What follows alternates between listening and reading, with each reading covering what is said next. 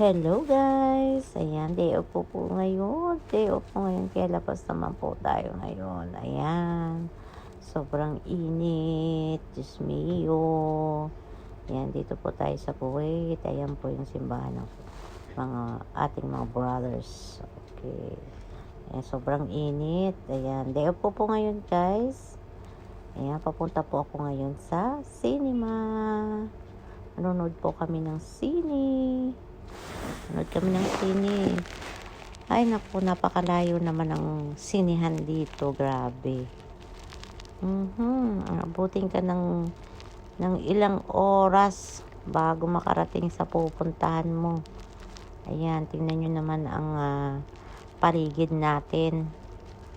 Ay naku, sobrang init pa rin dito sa Kuwait.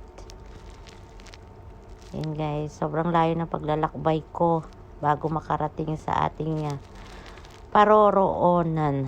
Ayan, tingnan nyo naman po ang ating mga kapaligiran guys. Sobrang ganda. Maganda rin dito kaso mainit. Ayan, nandito na ako sa sinihan. Tingnan nyo guys, first time ko for the how many years, first time ko mapunta ng sine. At dahil may sinehan, mayroon tayong popcorn. Ayan guys, popcorn tayo, popcorn. Ayan, dahil po mga masama, kailangan pang maghintay ng 2 hours pa bago pa makapasok. Ganito para dito sa Kuwait, bago ka makapanood ng sine. Kailangan naghihintay ka ng ilang oras. Dahil nagutom naman, naghanap po kami ng kainan. Habang naghihintay ng oras, pumasok po kami sa isang supermarket sa food court. Ayan po. Punta kami sa loob. Ang ganda dito ha. First time ko lang po nakapunta dito ha. Tingnan nyo ang ganda-ganda. Diba? Ang ganda niya Ganda ng gawa nila no. Ayun, nakita ko ng food court. Nagugutom na kasi ako. Ayan, punta tayo doon.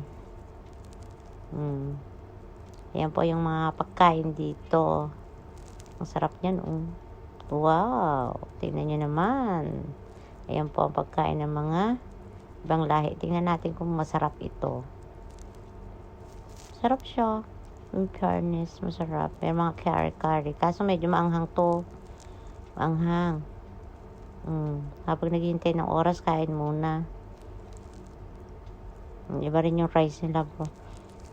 Bilog-bilog. Ayan, nagutom ako talaga. Kakahintay. Gutom talaga ako. Ayan, siguro, pagkatapos namin kumain, bumalik ka po kami sa sinihan. Diba? Ayan na. Mag-uumpisa na po yung sinihan. Ang ganda ng palabas dito, guys. Tapos na. At uuwi na po ako. Ginabi na po ako. Ayan guys. Tapos na naman po ang ating Friday. Ayan. Tapos na naman ang Friday natin. Kaya pauwi na tayo. Ginabi na ako. Halos isang araw ko sa labas guys. Siyempre pag may time, mag-day off naman tayo. Enjoy for watching.